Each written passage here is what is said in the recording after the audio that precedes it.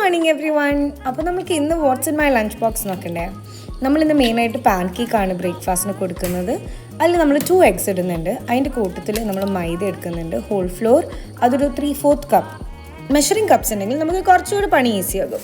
അടുത്തത് നമ്മൾ vanilla essence ഇടുന്നത്, ഇത് കംപ്ലീറ്റ്ലി ഓപ്ഷണലാണ്, 1 ടീസ്പൂൺ. ഞാനിവിടെ യൂസ് ചെയ്യുന്നത് പൗഡേർഡ് ഷുഗറാണ്.